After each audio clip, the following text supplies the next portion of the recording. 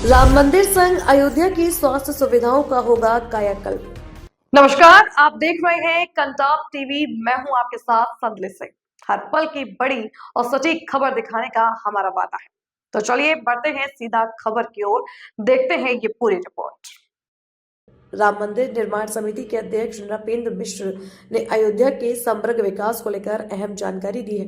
उन्होंने बताया कि राम मंदिर निर्माण के साथ साथ अब शहर की स्वास्थ्य सुविधाओं को मजबूत और आधुनिक बनाने पर विशेष ध्यान दिया जा रहा है।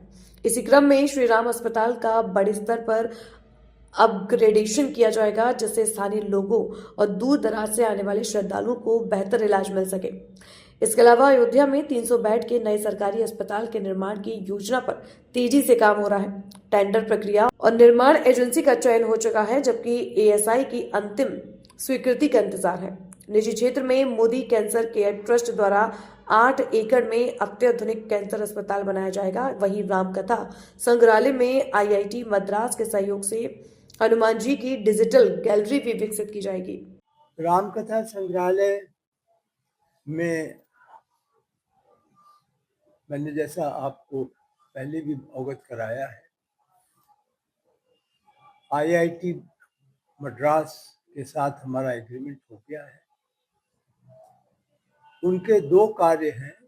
एक तो हनुमान जी की गैलरी बन रही है, जिसको कि पूर्णतः धनराशि के साथ और तकनीकी सहायता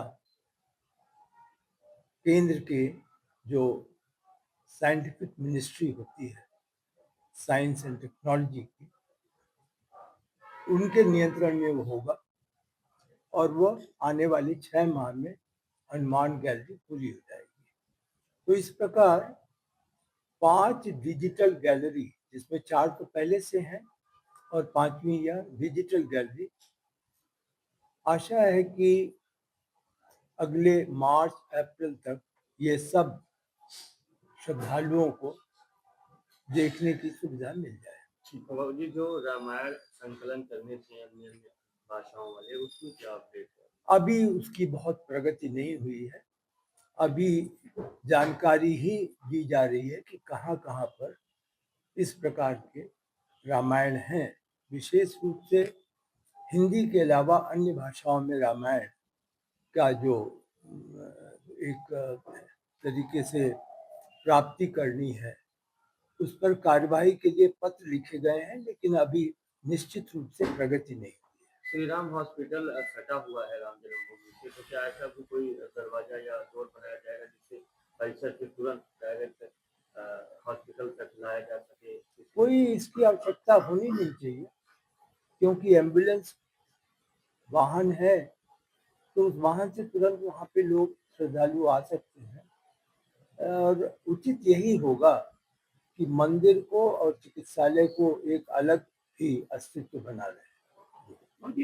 जो अन्य मंदिर है उनसे ध्वजा पूजन का कार्यक्रम किया, उस पर भी मंदिरों से ध्वजा पूजन का कार्यक्रम आने वाले समय में ऐसी कोई व्यवस्थाएं होंगी? मैं इसके बारे में बहुत जानकारी नहीं रखता। न्यास के लोग इस पर विचार कर रहे हैं। जैसा मैंने आपको कल वायदा किया था, श्रद्धालुओं को कितनी जल्दी अन्य स्थानों पर दर्शन करने की सुविधा, जो अन्य मंदिर हैं, कुबेर टीला है, तो इन स्थानों पर जो दर्शन की सुविधा है, उसका मैंने प्रस्ताव या सुझाव कल दिया था। मैं आशा करता हूँ कि उसका जो पास बनेगा, क्योंकि हर व्यक्ति को तो संभव नहीं है वहाँ जाना, तो वहाँ पे भी पास इशू करना होगा। उसका एक कंप्यूटर प्रोग्राम बनाया जा रहा है, और कंप्यूटर की जो व्यवस्था जब हो जाएगी, जिससे कि पास से बुकिंग हो जाए, तो अनुमान यह है कि 23 या 24 जनवरी के बाद इस पर गंभीरता से ट्रस्ट विचार करेंगे कि किस तिथि से यह सुविधा उपलब्ध कराई जाए। मुझे पूरी आशा है, आप सभी अवगत हैं कि जब आदरणीय प्रधानमंत्री जी आए थे तो उन्होंने अपने भाषण में ये आशा व्यक्त की थी कि जल्दी से जल्दी अब श्रद्धालु वहां पर जा सके। तो उसका आदर करते हुए फरवरी के प्रथम जो सप्ताह है या दूसरे सप्ताह तक श्रद्धालु वहां पर जा सकते। फिलहाल इतना ही इस खबर में। हर बड़ी और छोटी खबर की सटीक जानकारी के लिए बने रहिए कंटाप टीवी के साथ। आप देखते रहिए कंटाप टीवी, खबरें जो सिर्फ दिखाई नहीं जाती, असर भी करती हैं। नमस्कार।